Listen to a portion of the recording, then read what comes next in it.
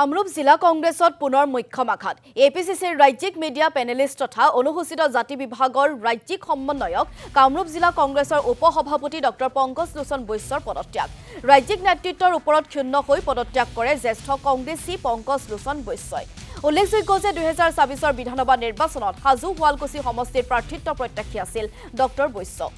হাজো শুৱালকুছি সমষ্টিত নন্দিতা দাসক প্ৰাৰ্থিত্ব দিয়াক লৈও তীব্ৰ বিক্ষোভগাৰ সদ্য পদত্যাগী কংগ্ৰেছী নেতাজনৰ কংগ্ৰেছৰ বৰ্তমান যেটো মাননীয়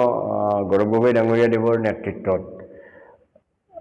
কংগ্ৰেছে যি ধৰণে আগুৱাব লাগিছিলে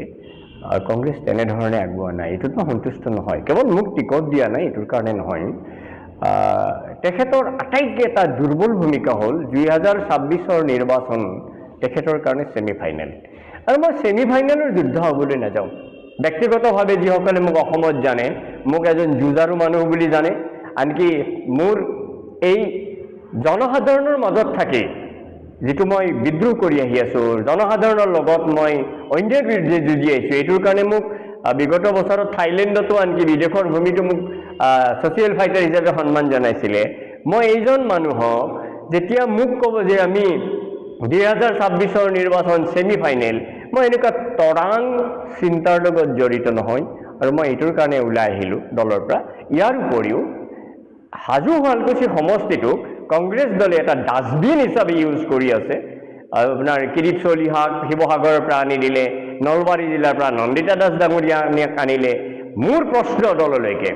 2 লাখ ভোটাৰ থকা এই সমষ্টিটোত এজনো যোগ্য প্ৰাৰ্থী নাই নেকি যদি যোগ্য প্ৰাৰ্থী নাই বুলি দলে ভাবিছে তেতিয়াহলে তেওঁলোকৰ এই যেটো অকালপক্ষ চিন্তাধাৰা এই অকালপক্ষ চিন্তাধাৰাৰ এই সকল ব্যক্তিৰ লগত মই নাই কাৰণ হাজো শুৱালকুছিৰ মানুহ মেণ্টেলি বহুত কালচাৰ্ড মেচিউৰ বহুত উচ্চ শিক্ষিত আৰু এই উচ্চ শিক্ষিত মানুহখিনিৰ বহুতৰ ওচৰে যাব নোৱাৰে কংগ্ৰেছৰ